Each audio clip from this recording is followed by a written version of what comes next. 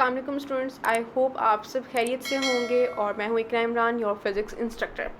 आज जो हम टॉपिक डिस्कस करने जा रहे हैं उसका नाम है एरर्स। और अभी हमने देखा इस चैप्टर में कि मेजरमेंट्स के यूनिट क्या हैं, मेजरमेंट्स को रिप्रेजेंट किस तरह किया जाता है, उसके मैग्नीट्यूड को किस तरह रिप्रेजेंट किया जाता है। मगर ये तमाम चीज़ें करने के बावजूद जब भी आप कोई इंस्ट्रूमेंट यूज़ करते हैं, आप कोई भी डिवाइस यूज़ करते हैं, उसकी वजह से उसके रिज़ल्ट में कोई ना कोई doubt is always bound to okay, वो हमेशा रहेगा। आप बेशक जितना मर्ज़ी केयरफुली उस इंस्ट्रूमेंट को यूज़ करें, ऑब्जर्वेशन लें, कोई ना कोई डाउट या गलती हमेशा रहेगी। इस चीज़ को कहते हैं, इस मार्जिन ऑफ डाउट को कहते हैं एरर। ठीक हो गया। नाम से जाहिर है कि ये एक एरर है और हमें इसे रिमूव करना चाहिए क्योंकि हमें प्रिसाइज और एक्यूरेट मेजरमेंट्स चाहिए होती हैं। तो सबसे पहले हम देख लेते हैं कि there are two types of error, random error and systematic error. Random error क्या होता है? रैंडम एरर आपके पास किसी भी रैंडम सिचुएशन की वजह से हो सकता है। It's may be your environment, may be a heat factor and it can be anything. तो इसका नाम रैंडम है ही इसी वजह से क्योंकि ये किसी रैंडम कॉज की वजह से होता है, रैंडम कॉजेज़ की वजह से अकर करता है ये एरर। और आपको पता है कि ये इरेगुलर होगा, ये रैंडम होगा और इसकी कॉज को ढूंढना इट्स वेरी डिफ़िकल्ट।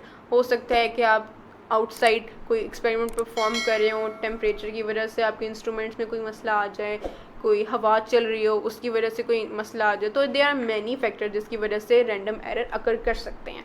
तो हम क्या करें, रैंडम एरर आ गए हैं तो रैंडम एरर्स को रिमूव करने का एक तरीका होता है। वो तरीका ये होता है कि आप इनको रिमूव तो नहीं कर सकते कम्प्लीटली, कभी भी रिमूव नहीं कर सकते, मगर आप इनको रिड्यूस कर सकते हैं।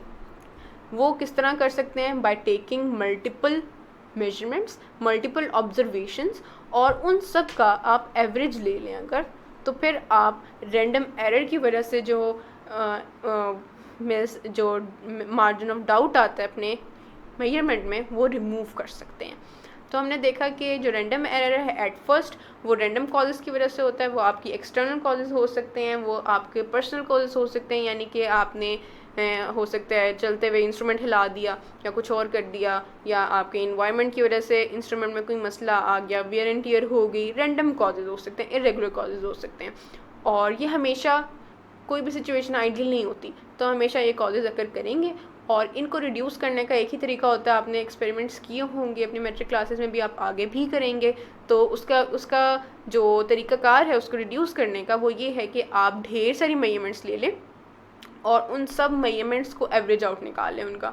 तो एक मेजरमेंट जो आपके पास आएगी, इट्स बिलीव कि वो रैंडम एरर की वजह से इतनी इफेक्ट नहीं हुई होगी क्योंकि उसके अंदर एरर रिड्यूस हो गया होगा। बट अगेन कि वो कम्प्लीटली मिनिमाइज़ नहीं हो सकता, कम्प्लीटली रिमूव नहीं किया जा सकता random error. Now come to the systematic error. Systematic error आपका बेसिकली इंस्ट्रूमेंट की वजह से हो सकता है, यानी कि आपको पता है आप एक मीटर रोड यूज़ करें इसकी लेंथ मेजर करने के लिए, या आपने अपने पास वर्नियर कैलिपर्स या स्क्रू गेज यूज़ किए होंगे। अब आपको पता है कि हर मेजरिंग इंस्ट्रूमेंट की एक लिमिटेशन है, वो उससे छोटी रीडिंग नहीं ले सकता, ठीक है। और उसको हम कहते हैं लीस्ट काउंट। वो जो उसकी लिमिटेशन है या किसी भी मेजरमेंट जो इंस्ट्रूमेंट है वो उसकी सबसे जो छोटी रीडिंग है उसको कहते हैं लीस्ट काउंट। तो least count is a type of error, ठीक है। और उसको रिड्यूस किया जा सकता है। आपको पता है जब भी हम कोई भी मेजरमेंट लेते हैं वर्नियर कैलिपर से, तो उसके साथ उसका लीस्ट काउंट लाजमी मेंशन करते हैं। उसकी वजह यही होती है कि इसमें इतना एरर हो सकता है जितना उसका लीस्ट काउंट है। तो जो सिस्टमेटिक एरर है वो रिमूवेबल है, वो मिनिमाइज्ड हो सकता है अगर आप मेंशन कर दें। अगर वो इंस्ट्रूमेंट की वजह से तो आप मेंशन कर दें।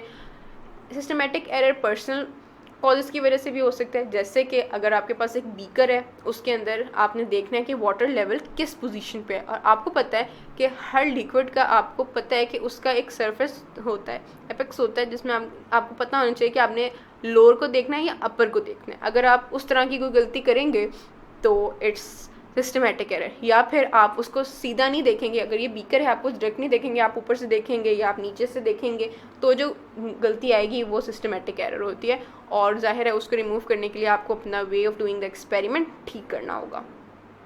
तो जो ये दो टाइप्स हैं एरर्स की, और इनको अगर आप ध्यान में लाएं अपनी तमाम मेजरमेंट्स के, तो हम मेक श्योर कर सकते हैं कि जो हमारे मेजरमेंट्स कर रहे हैं कि वो एरर फ्री हों।